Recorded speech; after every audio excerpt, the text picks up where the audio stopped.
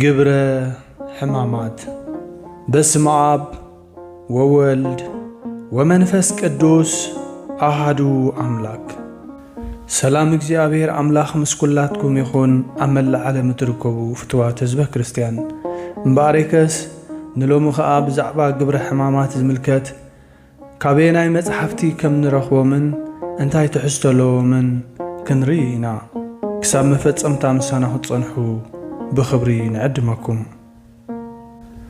ኣብ ሰሙነ ሕማማት ነቲ ተገሊጹ ዘይውዳእ ውዕለት እግዚአብሔር እናዘከርና ግብሩ ከነስተንትንን ቅዱሳት ነቢያት ብትንቢት ምሳሌን ብፁዓን ሐዋርያት ድማ ብስብከት ሊቃውንቲ ኸዓ ብዝርዝር ካብ ዝጸሓፍዎ ዝጠቅስን ንህዝበ ክርስቲያን መሪሕ ክኸውን ዝተዳለወ መጽሓፍ ግብረ ሕማማት ይበሃል። ግብረ ዘውሃብከነ ፈጸምኩ ኣነ ነቲ ኽገብሮ ዝሃብካኒ ግብሪ ፈጺመ። ወንጌል ዮሐንስ ምዕራፍ 17 ቁጽሪ 4 ብዝበሎ መሰረት ዝተሰመየ እዩ። በዚ መሰረት ድማ ሕማሙ ሞቱ እናዘከርና ስለ እነቕርቦ ጸሎት ካብ ቅዱሳን መጽሓፍትን መጽሓፍተ ሊቃውንትን ኣዋልደ መጽሓፍትን ተጠቒሶም ብዝርከቡ ዘወሃሃደ እዩ።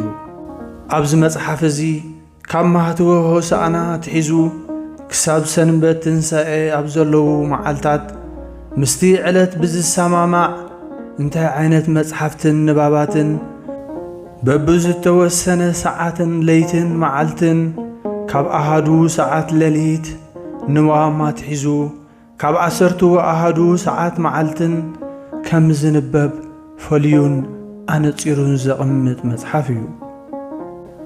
መሰረት ሕይወትና ንዝኾነ ሕማማትን ሞትን ክርስቶስ እናዘከርና ንርእስና ክንምርምር ሕልላናን ልቦናናን ነቲ ድንቂ ስራሕ ዝፈጸመልና ኣምላኽ እናዘከርና ናብኡ ብጸሎት ክንምዕቆብን ክንምሕፀንን ኃጢአትናን በደልናን እናዘከርና ድማ ውዕለት ኣምላኽና ከነመስግን ብኸመይ ዝኣመሰለ መንፈሳዊ ጥበብ ኣቦታትና ነዚ ከም ዝወሃሃድዎ ከነስተውዕል ዘኽእለና መጽሓፍ እዩ።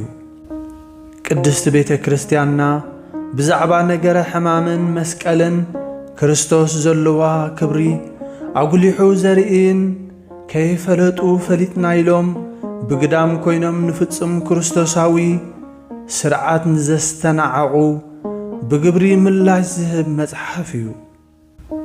በቲ ካልእ ወገን ድማ ቤተ ክርስቲያን ኣብ ኣገልግሎት ንቡልያትን ሓዲሳትን ሊቃውንትን ኣሰማሚራን ከም እትኸይድን ብቅዱሳት መጽሓፍቲ ዝሃብተመትን ምዃና ዘርእን ከም ጽቡቕ ኣብነት ክጥቀስ ዝኽእል መጽሓፍ እዩ። ነዚ መጽሓፍ ግብረ ሕማማት ጽኒሉ ዝሰምዕን ዘስተውዓሎን ሰብ ክንደይ ዝኣክል ዓብ ዓስቢ ከም ዝረክብ እሙን ነገር እዩ። እዚ ኣብ ቤተ ክርስቲያንና ዝፍጸም ስርዓት ዘግብረ ሕማማት ካብ ጥንቲ ዘመን ካብ ኣበው ተታሒዙ ዝመጸን ሎሚ ብምኽንያት ናብራ ዓለምን መንፈሳዊ ቁረትን ኩሎም ምእመናን ከም ዝግባእ ክፍጽምዎ ኣይረኣዩ እምበር ቤተ ክርስቲያን ግና ብትጓሃን ኣገልገልታ ምእመናን እናፈጸመቶ ትርከብ ኣላ። ኣብ ገዳማት ድማ ብዝተማልአ ኣገባብ ክፍጸም ምርኣይ ሰባት መላእኽቲ ዘበምድር ዝኾኑሉ ስርዓት ምዃኑ ዘመሳኽር እዩ። መሰረት እዚ ክቡር መጽሓፍ ናይ እስክንድርያ ቤተ ክርስቲያን ትኹን እምበር እዚ ጥንታውን መንፈሳውን ስርዓት ከም ኣብ በዓል ቅብጣዊት ወይ ድማ ግብፃዊት ቤተ ክርስቲያን ዝኣመሰሉ ብዝተፈላለየ ምኽንያት በብዘመኑ እናጐደለን እናሃፀፀን ክመጽእ ከሎ ኣብ ሃገርና ግና ብዝግባእ ተዓቅቡ ይርከብ ኣሎ። እቲ ጥንታዊ ተሪፉ በብዘመኑ ዝተመሓየሸን ዝተነከየሉን ግብረ ሕማማት ኣብ ናይ ግብፂ ቤተ ክርስቲያን ምርኣይናውን ናይ ከምዚ ምጉዳል ከም ኣብነት ክጥቀስ ዝከኣል እዩ። ይኹን እምበር ንሳቶም እውን እንተኾኑ እዚ ብጸገሞም ዝገበርዎ ምዃኑ ዝእመነሉን ኣብ ሃገርና ዘሎ ኣገባብ ኣፈጻጽማ ግና ጥንታውን ናይ ኣበው መሰረት ሒዙ ዝኸይድ ምዃኑ ብኣድናቖት ዝገልጽዎ እዩ። እቲ ዝዓበየ ነገር ነቲ ኣብኡ ዘሎ ስርዓት ጸሎት ብምስተውዓልን ብስቡር ቃል ንኣምላኽ ምልማንን ምስ ኣምላኽ ምርኻብን ስለ ዝኾነ ነቲ ቅድስቲ ቤተ ክርስቲያንና ዘጽንሓትልና ምስ ኣምላኽ ብፍጹም መንፈሳዊ መገዲ ከራኸበና ዝኽእል ክቡር መንፈሳዊ ስርዓት ኣምልኾና ብዝግባእ ንፈጽም። ኣብ መጽሓፍ ግብረ ሕማማት እጃሞም ዘበርከቱ መጽሓፍቲ ከምቲ ኣብ ላዕሊ ዝተጠቕሰ ብሉያትን ሓዲሳትን ሊቃውንትን ኣዋልደ መጽሓፍትን ኮይኖም ንእግረ መገድና ኣስተውዒልና ክንጥቀመሉ ብምባል ተሓቲልና ዘርዚርናዮም ኣለና። እቶም መጽሓፍቲ ኸዓ ከም ዝስዕብ እዮም።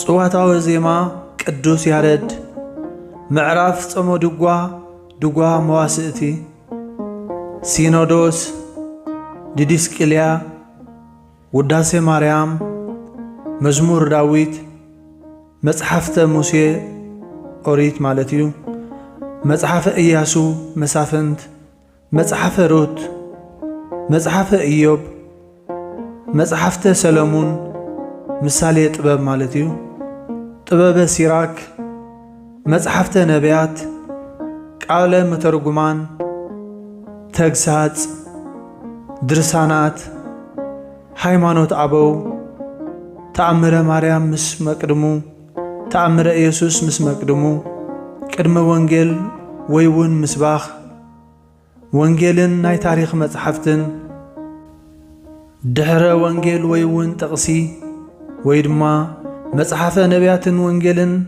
ኣተሓባቢሩ ዝትርጎም፣ መጻሕፍተ ሓዲሳት ስምዖን ዘአምድ፣ አረጋዊ መንፈሳዊ መጽሓፈ መነኮሳት፣ ለሃ ማርያም፣ መጽሓፈ ደርሆ፣ መሃሌየ ሰሎሞን፣ ራእየ ዮሐንስ፣ ጸሎት ሰብዓቱ ጊዜያት ወይ ድማ ናይ 7 ሰዓታት ጸሎት፣ መርሃ ዕውር፣ መጽሓፍተ ሊቃውንትን ብምልኦም እዮም።